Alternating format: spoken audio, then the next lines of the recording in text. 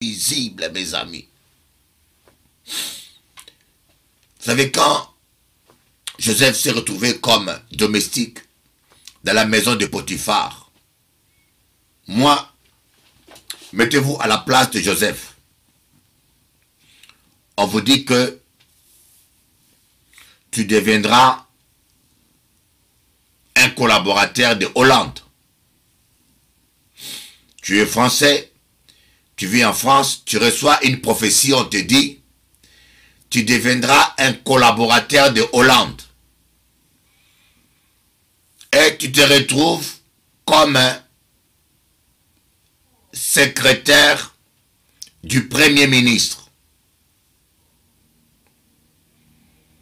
On t'embauche dans le bureau du Premier ministre. Qu'est-ce que tu vas penser?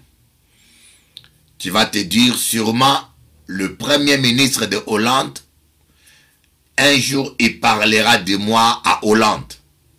Un jour cet homme-là qui est Premier ministre de Hollande, il m'introduira auprès de Hollande, n'est-ce pas? Parce que Hollande ne te connaît pas. Tu es inconnu. Tu reçois une prophétie que tu seras un proche collaborateur de Hollande. Après Hollande, c'est toi. Mais comme par hasard, tu te retrouves. Mais le hasard n'existait pas. Tu te retrouves dans le bureau du Premier ministre. Et le Premier ministre te fait confiance. Il t'aime et il te fait une grande confiance. Qu'est-ce que tu vas penser en toi-même? Tu diras, mais c'est par ce Premier ministre que Hollande me connaîtra. Sûrement, il parlera de moi à Hollande.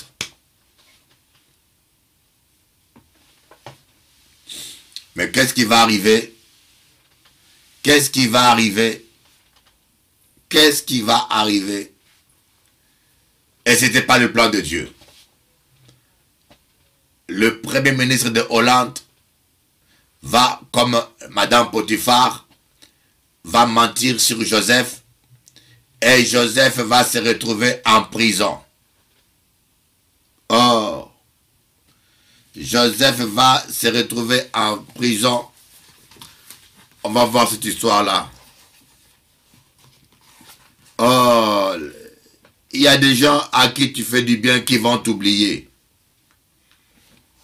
Et c'est pour la gloire de Dieu. Amen.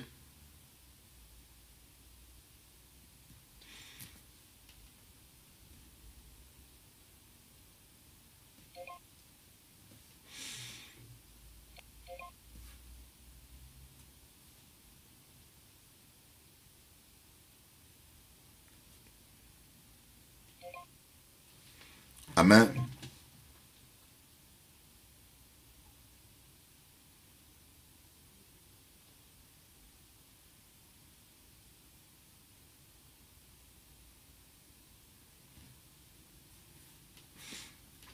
Regardez, Joseph se retrouva en prison.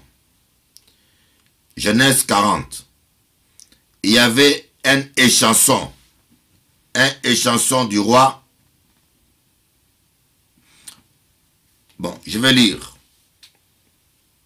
On va lire tout ça. Hein? C'est intéressant. Après ces événements, il arriva que les chansons du roi d'Égypte et le pénétier offensèrent leur seigneur, le roi d'Égypte. Les pharaons indignés contre ces deux chambellans, le grand échanson et le grand panétier plutôt, les fit mettre aux arrêts dans la maison du chef des gardes, dans la prison, à l'endroit où Joseph était enfermé. Le chef des gardes le confia à la surveillance de Joseph, qui était de service auprès d'eux.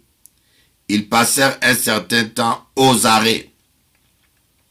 Au cours d'une même nuit, les chansons et le panétier du roi d'Égypte, qui étaient enfermés dans la prison, firent tous les deux un rêve, chacun le sien, pouvant recevoir une explication distincte. Joseph vint au matin vers eux les regarda et les vit tout tristes. Alors il questionna les chambellans du Pharaon qui étaient avec lui aux arrêts dans la maison de son maître, et il leur dit, « Pourquoi avez-vous mauvaise mine aujourd'hui ?» Ils lui répondirent, « Nous avons fait un rêve. Il n'y a personne pour l'expliquer. » Joseph leur dit, « N'est-ce pas à Dieu qu'appartiennent les explications? Racontez-moi donc votre rêve. » Le grand échanson raconta à Joseph le rêve qu'il avait fait et lui dit, « Dans mon rêve, voilà qu'il y avait un sceptre de vigne devant moi. Ce sceptre avait 3 sarments. Quand il eut bourgeonné, sa fleur se développa et ses grappes donnèrent des raisins mûrs. La coupe du Pharaon était dans ma main.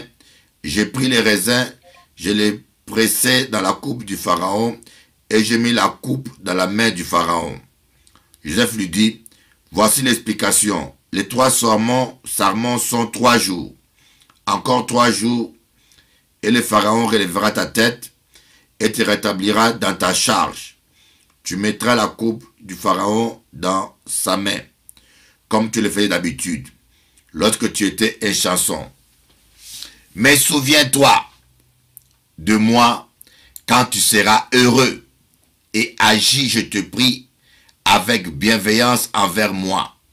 Rappelle-moi au souvenir du Pharaon et fais-moi sortir de cette maison, car j'ai été enlevé du pays des Hébreux, et ici même je n'ai rien fait pour être mis au cachot. » Le grand panetier, voyant que c'était une explication favorable, dit à Joseph, « Moi, dans mon rêve, il y avait aussi 3 corbeilles de pain blanc sur ma tête.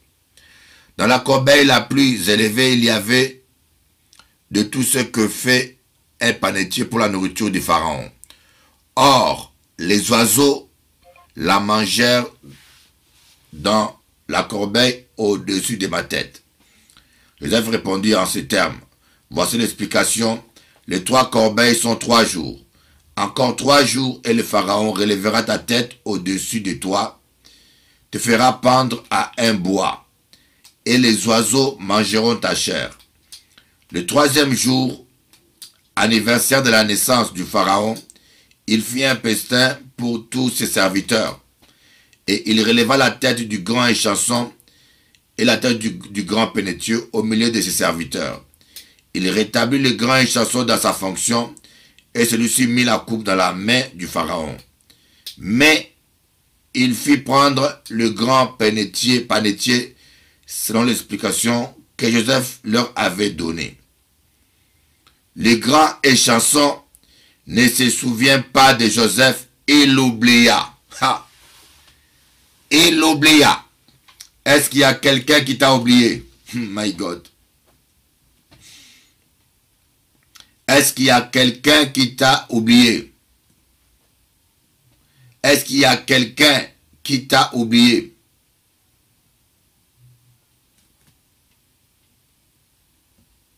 Amen.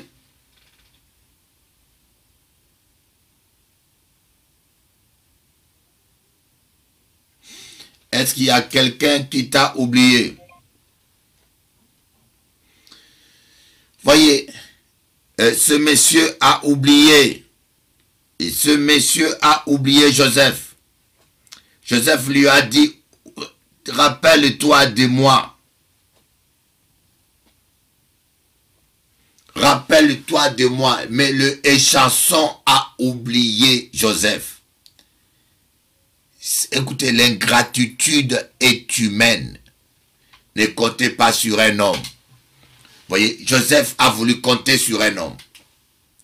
Joseph lui a fait du bien. Il a dit, lorsque tu seras auprès de Pharaon, rappelle-toi de moi. Rappelle-toi de moi. Fais-moi sortir d'ici. Et ce monsieur a été délivré, rétabli au service de Pharaon. La Bible dit, il oublia. Le verset 23. Chapitre 40, verset 23. Le grand échanson ne se souvient pas de Joseph. Il l'oublia. Abosaningai. Ah, Ngaya. Ah, Mamanangai. Comme dit la sœur Eliane. Mamanangai. Abosaningai, il m'a oublié. Je l'avais aidé, il m'a vraiment oublié. Je lui avais acheté à manger, il m'a oublié. Je l'avais prêté ma voiture, il m'a oublié. Il a oublié tout ce que je lui ai fait de bon, il m'a oublié. Ah my God. Est-ce qu'il y a quelqu'un qui t'a oublié? Est-ce qu'il y a quelqu'un qui t'a oublié? Tu l'as fait du bien et il t'a oublié. Mais il n'y a pas que toi. Il n'y a pas que toi qu'on oublie. Il y a aussi Joseph qu'on a oublié. Et je ne sais pas pourquoi il a oublié. Sûrement le diable a enlevé, le diable l'a manipulé pour qu'il oublie. Mais écoutez-moi bien. Ce que Dieu a décidé pour toi arrivera.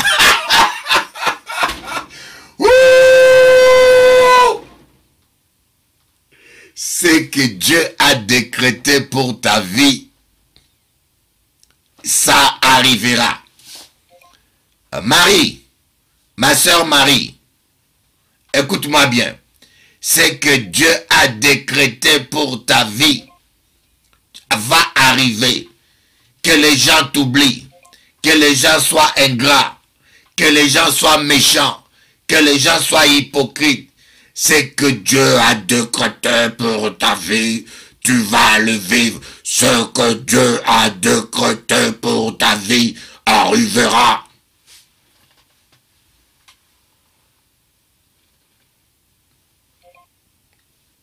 Il a oublié. Amen. Alors, suivez la suite de l'histoire. Au bout de 2 ans après, les hommes, hein, les hommes, 2 ans après, donc Joseph a fait encore 2 ans dans la prison. À Bossaniego. Au bout de 2 ans, le pharaon fit un rêve. Il se tenait près du fleuve.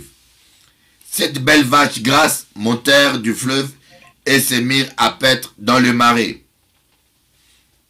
Voilà. Nous voyons le verset 5. Il se rendormit et vit un deuxième rêve. Il a eu le même rêve 2 fois. Le verset 8. Le matin, le pharaon eut l'esprit agité et fit appeler tous les magiciens et tous les sages de l'Égypte. Le pharaon leur racontera ses rêves.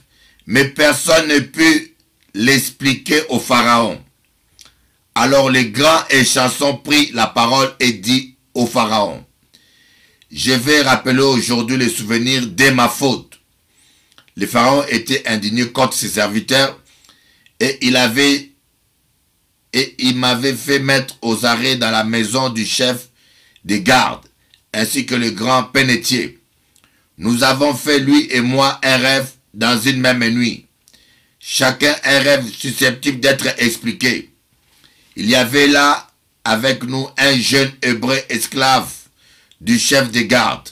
Vous voyez, au temps fixé par Dieu, 2 ans après, les chansons étaient obligés ou bien de parler de Joseph, ou bien qu'on lui coupe la tête. Parce que le pharaon était énervé. Et quand le pharaon était agité et énervé, c'était la débandade dans son palais. Quand il n'était pas de bonne humeur, tu l'amenais le vin, il se fâchait, il disait coupez la tête, il m'amène du vin. Vous savez, le pharaon était un maniaque. Lorsqu'il était de mauvaise humeur, hein, les gens mouraient. Lorsqu'il était de mauvaise humeur et que tu étais à son service, tout le monde tremblait. Tout le monde avait peur. Parce que de mauvaises humeurs, moindre erreur, il dit hey, arrêtez-les. Il devient chimérique. Alors quand monsieur le Échanson s'est rendu compte, 2 ans après, que le pharaon était très énervé et que lui, il courait un risque énorme, il a dit pharaon, calme-toi, pharaon, calme-toi, il y a un homme là. Écoute, les gens qui t'ont oublié, un jour, ils vont se rappeler de toi. Les gens qui t'ont oublié, hein, celui-là qui a oublié le bien que tu lui as fait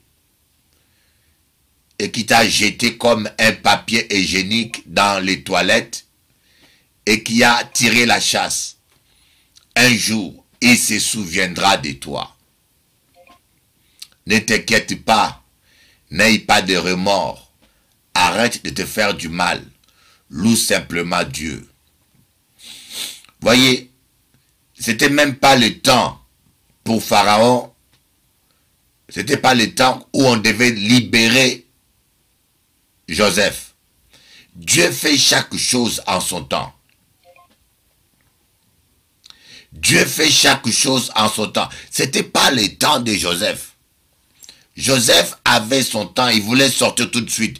Mais Dieu avait des choses à apprendre à Joseph. En prison, Dieu avait des rencontres sûrement pour Joseph. En prison, Dieu avait encore une mission pour Joseph. En prison, Dieu avait quelque chose à faire. Mais quand le temps de Dieu est arrivé,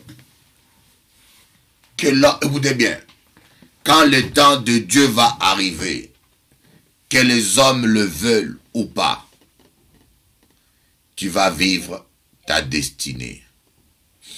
Quand le temps de Dieu va arriver, que les hommes le veulent ou pas, tu vas vivre ta destinée. Tu vas recevoir ta bénédiction. Voilà, j'aimerais aujourd'hui partager avec toi ce message, te dire une chose. Ne te plains pas, ne murmure pas si quelqu'un t'a oublié. Dis simplement, c'est question de temps. C'est question, si quelqu'un intégral, quelqu'un profite de toi, te méprise, te crache dessus, c'est pas grave.